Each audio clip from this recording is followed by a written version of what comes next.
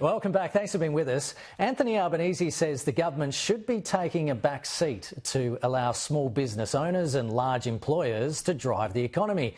The Prime Minister will hand down his second-term economic vision at the Sky News and the Australians Economic Outlook event in Sydney today.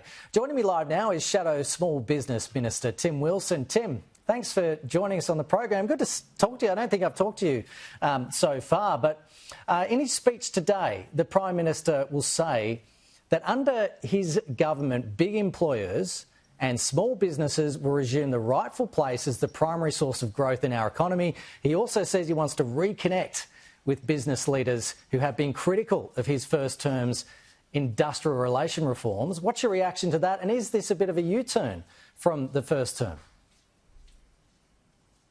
Well, in his first term, Prime Minister Anthony Albanese spent his whole time re-regulating the economy and had his union mates on speed dial and left small business right at the back of the line.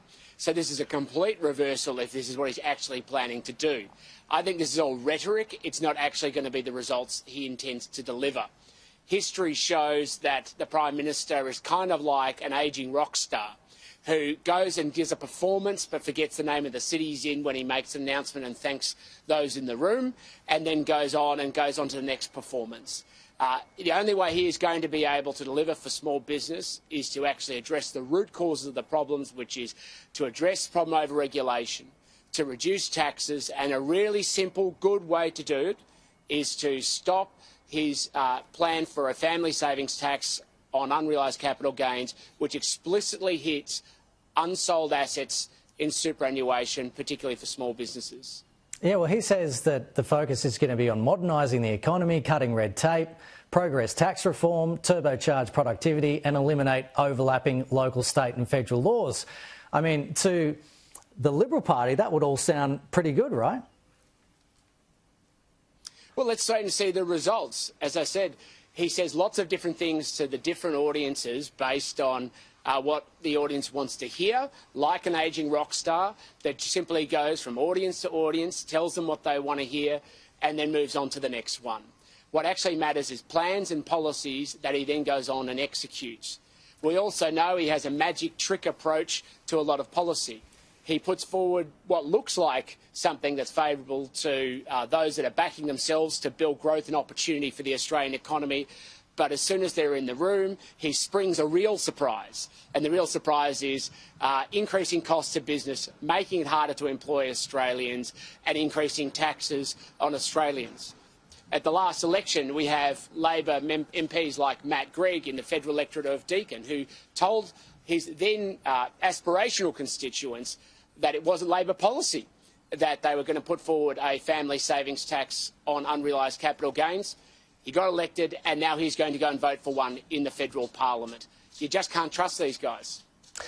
WhatsApp messages obtained by the Daily Telegraph has exposed the Liberal Party's anguish over gender quotas. Former Liberal Vice President Tina McQueen reportedly labelled a public petition to garner support for gender quotas as disgraceful.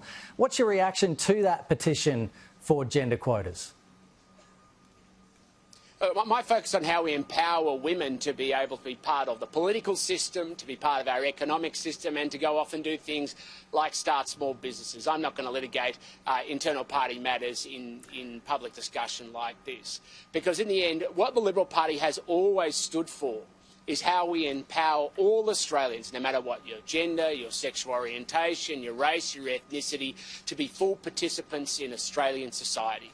And that includes, of course, being a participant in our political system. And that's why the Liberal Party has always led the way and been the party of firsts in terms of representation on so many different sections of the community without any rigid rules, because we see our role as being a full representation. Do you think that the Liberal Party needs gender quotas, though? As I said, I'm not going to litigate these conversations. My focus is on how we empower people to be part of the full part of Australian society. Politics, small business. I know you want the quotes, but my focus is on small business and making sure Australians can get jobs and build a future economic growth in this country right now. Thank you, Tim. Tim Wilson, we've got to run. But just a reminder, Australia's Economic Outlook will be live and in full on Sky News Extra today from 12:30. You can watch the Prime Minister's address here on Sky News. That's from 1 p.m. We're going to take you live to